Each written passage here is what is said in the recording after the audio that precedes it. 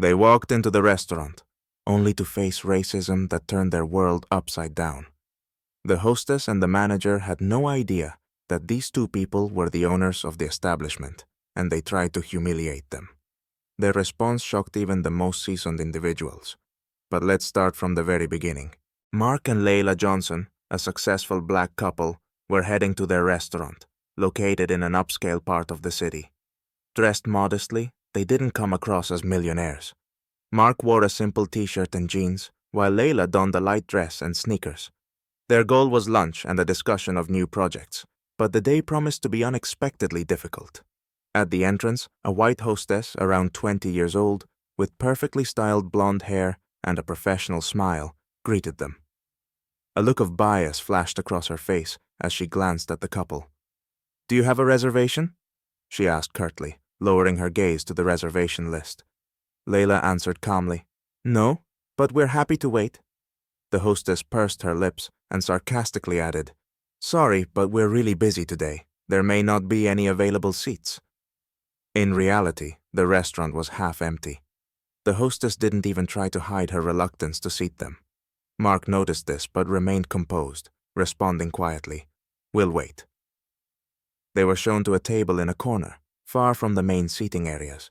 Layla instinctively understood what was happening, but tried to ignore it. However, her patience wore thin when she overheard the hostess whisper loudly to the waiter as she turned away. "Just look at them. It's like they came from the market."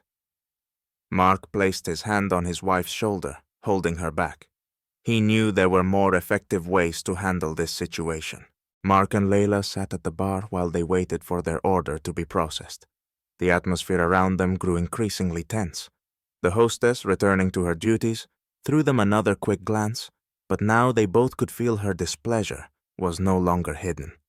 It was clear she didn't understand what was going on. For the other patrons, the restaurant remained a peaceful place where their expectations weren't disrupted. But for Mark and Layla, this wasn't just an incident. This was the beginning of something much bigger. Several minutes passed, but the tension remained. The hostess, now standing behind the bar, continued her conversation with the waiter, and bits and pieces of their dialogue reached the couple's ears. "I'm not sure. We can't give them that table. They—" Mark and Layla exchanged glances, and this silence spoke volumes. They could wait, but what was happening here and now symbolized far more than just a disagreement between customer and staff. This could be the first step toward ensuring that people with their background wouldn't have to fight for their rights like this again. "I think it's a good idea," Mark said, and Layla responded with a look. This moment couldn't be missed. He pulled out his phone and aimed the camera directly at the waiter, who, standing on duty, was having this conversation with clear disdain. Without waiting for his approval, Layla stood up and limped toward the bar, showing her inner resolve. "Hi," she said in a calm, direct tone. "We have no complaints about the staff, but we'd like to be treated like everyone else, with respect, not based on our appearance. By the way, we own part of this business, and we're its owners, so I hope you treat us with the same respect as any other guest." The waiter fell silent, his confidence evaporating, and his face turned red. Layla paused, allowing him to process her words. He could no longer ignore what she was saying. Mark stood up as well and walked toward the exit. He filmed the entire exchange, capturing every moment that could be crucial. A few seconds later, the restaurant manager, a well-dressed older white man in a sharp suit, appeared, his expression calm but focused. He was the one who could turn the situation around. "Good afternoon," the manager said, glancing at the couple. "I apologize for the inconvenience. We really shouldn't have treated you this way, but unfortunately, there were issues with the seating arrangements." Layla, noticing the man was beginning to show signs of nervousness, interrupted. "Issues with seating? That's odd. Maybe you think we can't afford to sit in the center of your restaurant because we're dressed a certain way? It doesn't matter what we're wearing, does it? We're not like everyone else, right?" The manager realized he had no response. His face turned pale, and in his attempt to justify himself, he started speaking incoherently. No, that's not what I meant. It's just, we had a problem with the number of seats, and..." "We understand," Mark interjected coolly, cutting him off. "But you know what? We're not going to be victims of your standards. We didn't come here to feel like strangers." Interrupting him, Layla added with a smile, "Don't try to talk us out of it. We're the owners of this place. Now, show us the table we deserve." The manager, confused, nodded and walked away. The situation was escalating, and the couple wasn't about to back down. They knew this restaurant wasn't just a place to eat. It was a symbol, and they had come here to assert their rights. The conflict wasn't going to end quietly. They would approach this from another angle to show that prejudice had no place in their business. The manager left, leaving the couple in complete silence. For a moment, the entire restaurant seemed frozen, as if everyone was holding their breath, waiting to see what would happen next. Mark and Layla exchanged glances. They knew this wasn't going to end just like this. This was only the first step. A few minutes later, the same manager returned, but this time, he appeared more determined. Behind him were several employees, waiters, the hostess, and other restaurant staff. Clearly, he had gathered a team to address the situation, but now everything had changed. "Sorry for the misunderstanding," the manager began, trying to sound softer than before. "I understand there was an issue with the seating arrangements, but I want you to know that we value every customer, and we have to follow our service standards." Mark and Layla looked at him with evident distrust, but maintained their composure.